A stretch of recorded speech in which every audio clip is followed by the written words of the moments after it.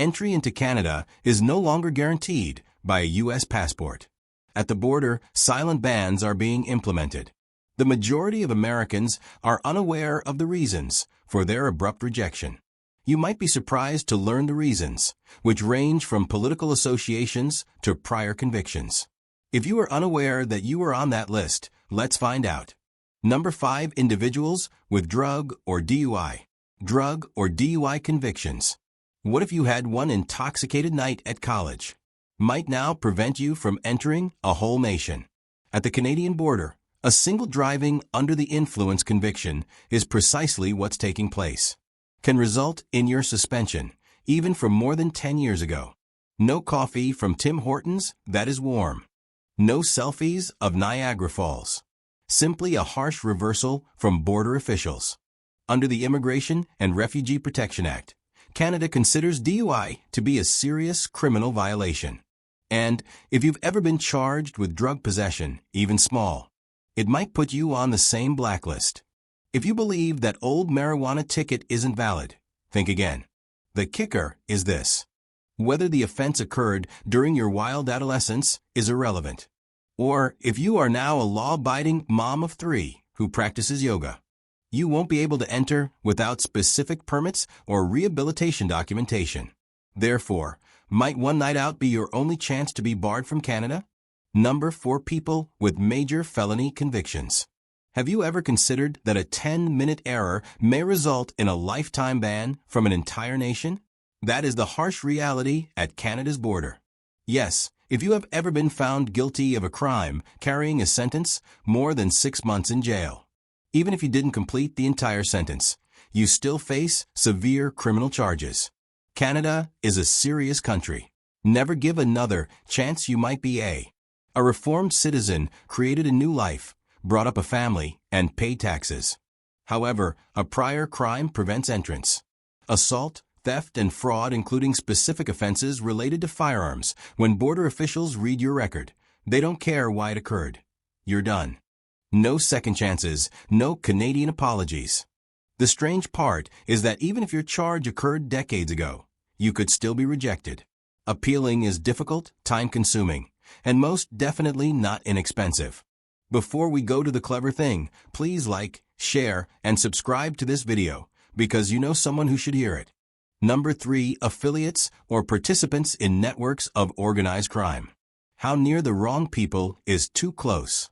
Could some old pictures at the Canadian border, some phone conversations, or your cousin's side business can put you on a blacklist. To be tagged, you don't have to be a cartel kingpin or mob boss.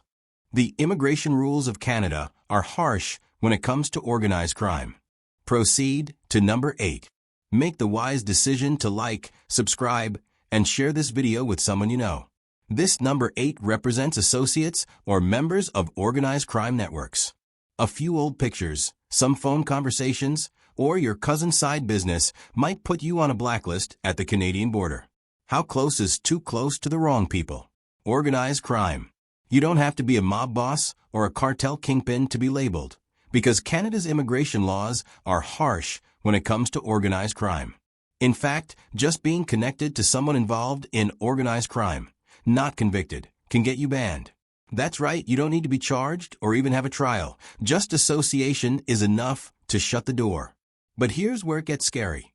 Canada and the United States have intelligence sharing agreements. So if your name has ever appeared in a federal investigation, even in a footnote, you could be on their radar due to past gang affiliations, dubious business partners, or even being on the wrong group chat. No, we're talking about contemporary gangs, cybercrime teams, drug distribution networks, and even auto theft rings. If law enforcement suspects you of being a member or associate, Canada has the right to immediately deny you admission without providing a refund. There was no explanation, just a courteous Canadian border guard saying, "Sorry, not today." The worst aspect is that you might not even be aware that you are connected to a high school acquaintance who contacts you once a year. If they are being watched, you could become entangled with.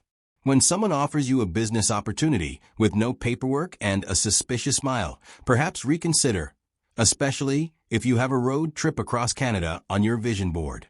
Thousands of U.S. citizens have been quietly turned back at the border with no arrest record, no warning, just a vague accusation of being connected to organized crime. The next group on this list, number 7. Number 2, those identified as dangers to national security. Could your protest sign, your podcast guest list, your tweet get you banned from a country, or even a meme you posted 2 years ago quietly place you on a national security watch list? Welcome to the new border control reality, where opinions can travel, but you might. Not only does Canada ban criminals, but it also bans those it fears. According to the Immigration and Refugee Protection Act, anyone who is deemed a national security threat may be prohibited from entering the country, even if they have not been charged with a crime. Consider this. You don't need to be caught doing anything. All you need to do is cause anxiety in the wrong people. We're talking about people who have been accused of engaging in acts of terrorism, espionage, or attempts to topple regimes. Even if they were never found guilty, having purported ties is sufficient. Intelligence organizations distribute profiles. Don't laugh. Some U.S. citizens have been denied admission for participating in protests associated with movements deemed to be extremist or anti-government. You just wanted to go snowboarding in Whistler when border officers received the alerts. Even previous military service in the incorrect battle zone can raise eyebrows. Join the wrong Facebook group and you're suddenly labeled a possible subversive player.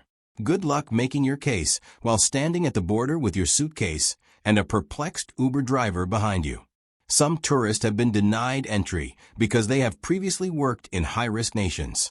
For example, if you are a journalist covering a conflict zone or providing help, you may still be viewed as a wild card by Worker Canada. This isn't paranoia, it's policy.